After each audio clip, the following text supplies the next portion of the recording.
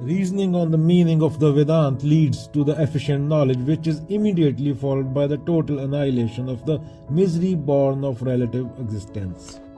वेदांत के अर्थ पर ठीक से विचार करने से उत्तम ज्ञान पैदा होता है और उस ज्ञान से संसार के सारे दुख पूरी तरह नष्ट हो जाते हैं।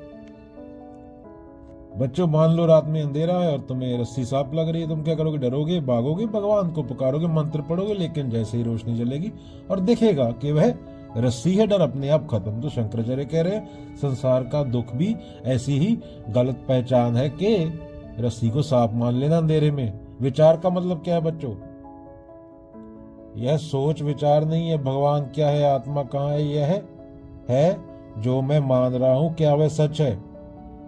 जैसे मैं शरीर हूं, मैं दिमाग हूं, मैं डर हूं, मैं सफल हूं, मैं असफल हूं, यही विवेक है, डिस्क्रिमिनेशन है। तो ज्ञान कोई चीज इकट्ठा करना नहीं है, ज्ञान भ्रम का टूटना। जब भ्रम टूटता है दुख खत्म, डर खत्म, साधना खत्म, गुरु भी बेकार। क्या? ज्ञान कोई चीज इकट्ठा करना नहीं है, ज्ञान भ्रम का टूटना। जब भ्रम टूटता है दुख खत्म, डर खत्म, साधना खत्म, गुरु भी बेकार। दुख को हटाने की कोशिश मत करो, उसकी जड़ को देखो। दुख किसी घटना से नहीं, गलत पहचान से पैदा होता है। नौकरी गई, कोई मर गया, शरीर बीमार हुआ, दुख क्यों? क्योंकि तुम कह रहे हो यह मेरे साथ हुआ। और आदि शंकराचार्य क्या बोल रहे हैं? यही अविद्या है, यही अज्ञान है। न्यूरोसाइंस की बात ले लो भी, विचार आते हैं जाते हैं, भावनाएं बदलती हैं, पर्सनैलिटी चेंज होती है, लेकिन इंसान कहता है मैं यही हूं। जानी जो बदल रहा है उसे स्थायी मान लिया।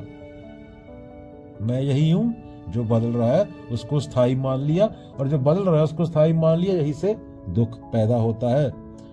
बच्चों, भैंस ना दुखी होती है, उसको कोई प्रॉब्लम नहीं होता, खाती है, सोती है, मजे करती है, एक ही भाषा उसकी मुंह मुंह करती है ना। वह कहती है कि मेरे साथ अच्छा हुआ बुरा हुआ, उसका अपमान नहीं होता, उसका कोई मान नहीं होता, वो पहले नंबर पे नहीं आती, दूसरे पे नहीं आती, वो बड़ी नहीं होती, छोटी नहीं होती। प्रकृति में हर चीज बराबर है, प्रकृति में तुम स्पेशल नहीं हो।